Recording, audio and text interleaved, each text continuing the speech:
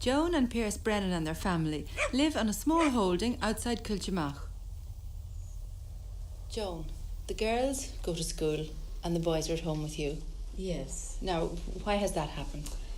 Well, the boys were unhappy at school. There was always some kind of hassle in the house, and it made the whole family miserable, with wondering how you'd get them out to school the next morning. Like, there were some teachers they didn't like, and the teachers obviously didn't like them either. And so we thought it'd be better to keep them at home, teach them at home, because they were obviously not learning much, in school. They're much happier running around here and learning when they want, It's, I'd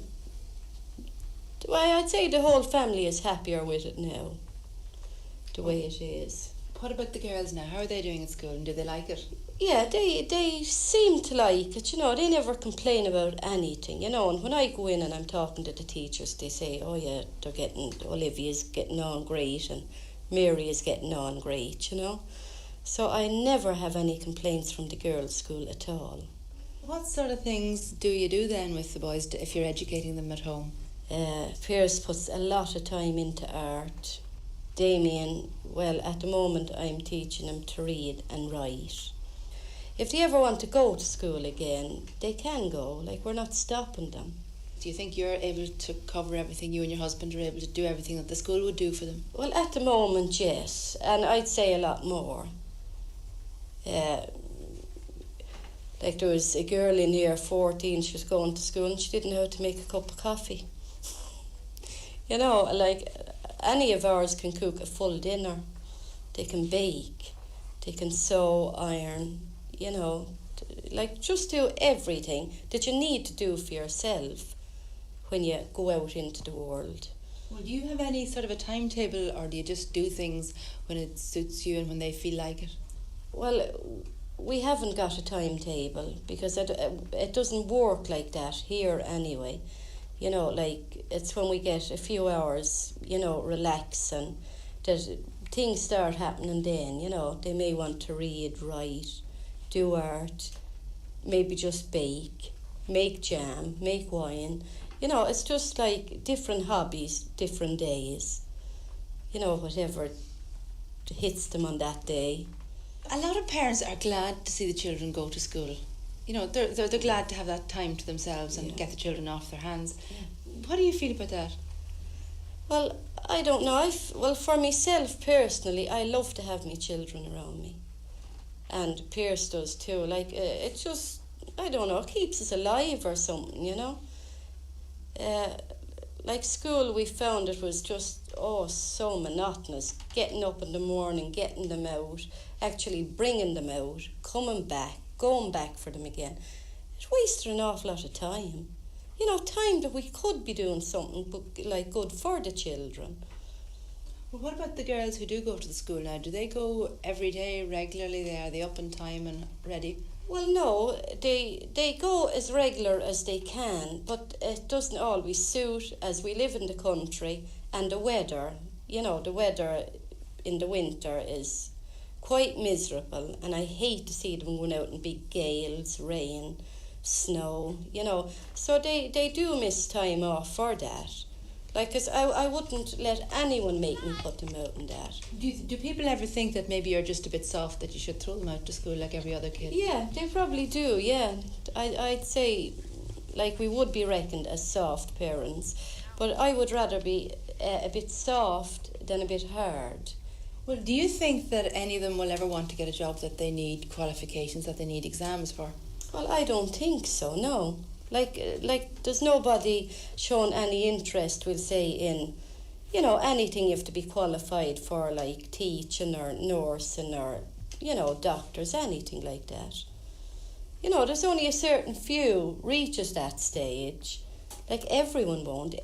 Most people are just thankful for any kind of a job. Well, do you think that maybe in some stage they might resent the fact that you didn't put them through the inter and the leaving? Well, they don't show any resentment. We're a very relaxed, happy family.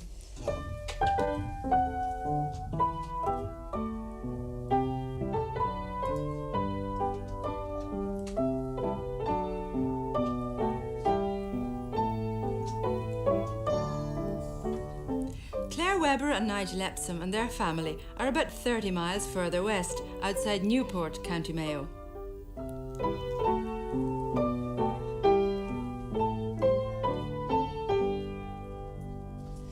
Claire and Nigel, how did it come about that you're educating the children at home? It started in England.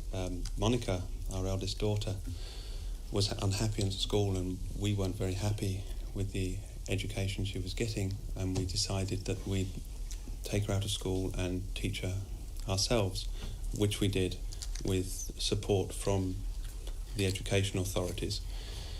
And essentially it continued from there. When the boys got to that age, we decided that we'd teach them ourselves at home. And when we moved to Ireland, we just continued doing it in the same way as we always had done. Well, Claire, have you had any help at all from the authorities here then? No, we haven't. But then I haven't been out of my way to go to them either. I have asked the Department of Education to define education, but we haven't so far had a reply. Well, have you had any objection then, on the other hand? No, no objection at all. Now, how do you feel it's working out with the boys here? Well, it's happy and it's relaxed, and they're learning. And I want them to be happy about learning. I don't want them to be put off learning by having something drummed into them that they don't want to learn. So they're doing very well, as far as I'm concerned. And how do you work out your day? Do you have a timetable of some sort? No, we don't really have a timetable, but if we're going to do something formal in the way of maths or English perhaps, then it will tend to be in the morning, because that's when they are at their brightest. And because we get up very early, and towards the end of the day, they're getting too tired to do anything really formal. But it is not geared to any particular time. In fact, it might also be at the weekends that we do something, if that's what they're interested in at the time.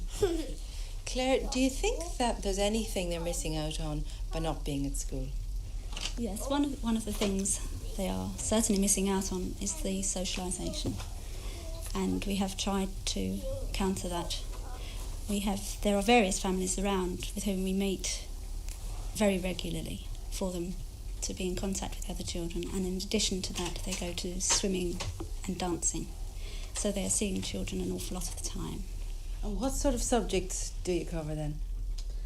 Well, obviously we cover the 3 R's basically, but we also cover things that they may be interested in: geography, local history, sewing, cooking, gardening, nature study, science, engineering, anything that takes their interest and fancy, and we try to follow it through.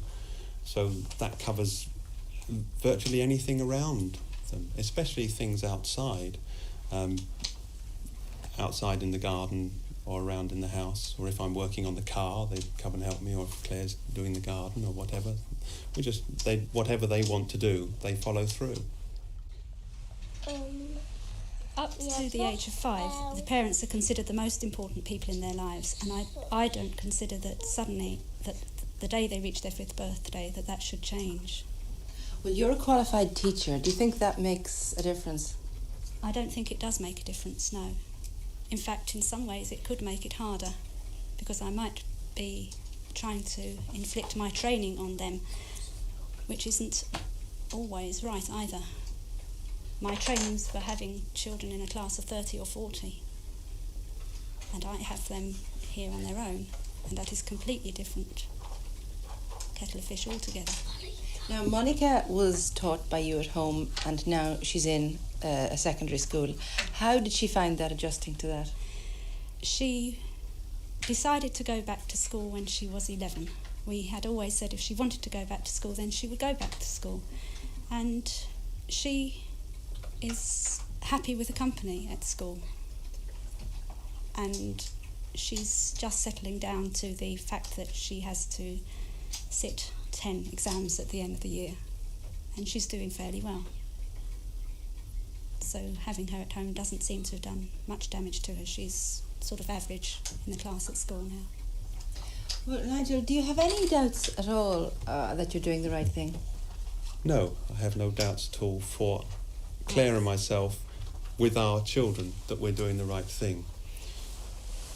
It works for us with the children, and that's all I can say.